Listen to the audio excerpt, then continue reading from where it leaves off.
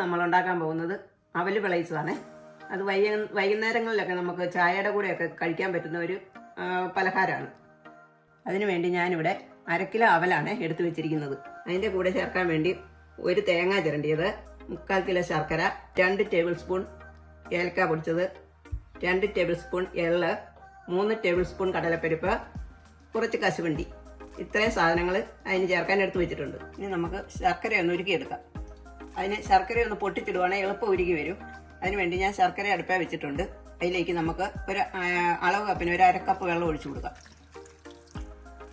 ഈ ശർക്കര ഒന്ന് ഉരുകട്ടെ. ശർക്കര നമുക്ക് ഇടയ്ക്ക് ഒന്ന് ഇളക്കി കൊടുക്കണേ. ശർക്കര ഉരുകുന്ന സമയത്ത് നമുക്ക് നെയ്യൊഴിച്ച് കശുവണ്ടിയും പരിപ്പും എള്ളും എല്ലാം ഒന്ന് വറുത്ത് കോരിയെടുക്കാം. അതിന് വേണ്ടിയിട്ട് ഞാൻ 1 ടേബിൾ സ്പൂൺ നെയ്യ് ഒഴിച്ചിട്ടുണ്ട്. നെയ്യ് ചൂടായിട്ടുണ്ട്. അതിലേക്ക് നമുക്ക് കടലപ്പരിപ്പിട്ട് കൊടുക്കാം. ഒരുപാട് മൂപ്പിച്ചെടുക്കണ്ട, ചെറുതായിട്ടൊന്ന് കളർ മാറുമ്പോൾ നമുക്ക് കോരിയെടുക്കാം. ഇതെല്ലാം വറുത്തെടുക്കുമ്പോൾ നമുക്ക് മീഡിയം ചൂടിലെ ഇടാവുള്ള കളർ മാറിയിട്ടുണ്ട്. നമുക്കിത് കോരിയെടുക്കാം.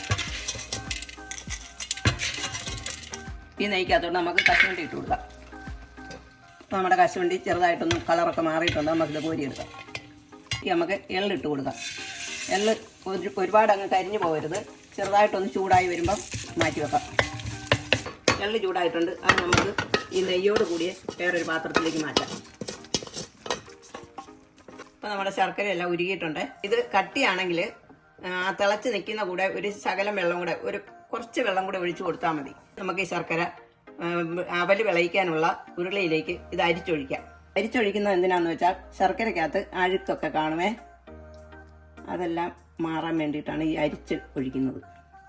ഉരുക്കി വെച്ചിരിക്കുന്ന ശർക്കര നമുക്ക് മീഡിയം ചൂടിലിട്ട് ഒന്നുകൂടി ഒന്ന് തിളപ്പിക്കാം. നമ്മുടെ പാനി തിളച്ചിട്ടുണ്ട്. അതിലേക്ക് നമുക്ക് എടുത്തു വെച്ചിരിക്കുന്ന തേങ്ങ ഇട്ട് കൊടുക്കാം.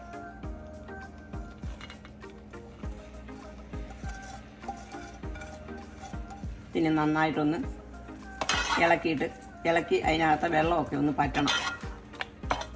തേങ്ങയ്ക്കകത്ത് വെള്ളം ഒന്നും പറ്റി വരട്ടെ. ഇടയ്ക്കിടയ്ക്ക് നമുക്കിതൊന്ന് ഇളക്കി കൊടുക്കാം. തേങ്ങയ്ക്കകത്ത് വെള്ളമെല്ലാം ഇതുപോലെ നല്ലതായിട്ട് പറ്റിച്ചെടുക്കുകയാണെങ്കിൽ നമുക്ക് അവൽ കേടുകൂടാതെ നമുക്ക് 2 ആഴ്ചയൊക്കെ ഉപയോഗിക്കാൻ പറ്റും. ഒരു 6 മിനിറ്റൊക്കെ ആയിട്ടുണ്ട്. ഇപ്പം നമ്മുടെ തേങ്ങയ്ക്കകത്ത് വെള്ളമൊക്കെ ഏകദേശം പറ്റിയിട്ടുണ്ട്. ഇനി നമുക്ക് ഇത് മാറ്റി വെക്കാം. ഇതിനി ഇവിടെ ഇരുന്നൊന്ന് ആറട്ടെ. ഒരു ചെറു ചൂടുള്ളപ്പം നമുക്ക് ഇതിലേക്ക് അവലിടാം. അപ്പം നമ്മുടെ ശർക്കരയും തേങ്ങയും എല്ലാം ഒന്ന് ആറിയിട്ടുണ്ട്. തണുത്ത് പോകരുത്. ചെറു ചൂടോടെ നമുക്ക് അവലിട്ട് ഇളക്കാം. കുറേശ്ശെ അവലിട്ട് ഇളക്കണം.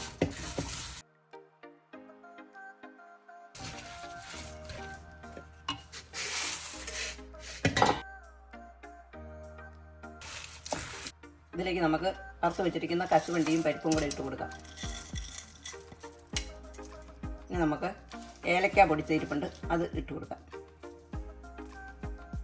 നമുക്ക് എള്ള് വറുത്ത് കോരിയിരിപ്പുണ്ട്, അതിട്ട് കൊടുക്കാം. ഇനി നമുക്കെല്ലാം കൂടെ നന്നായിട്ടൊന്ന് യോജിപ്പിക്കാം.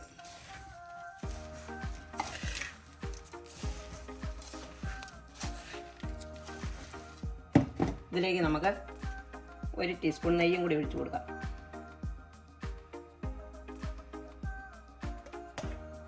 നമുക്ക് നന്നായിട്ട് ഇതെല്ലാം കൂടെ കൂട്ടിയൊന്ന് യോജിപ്പിക്കാം.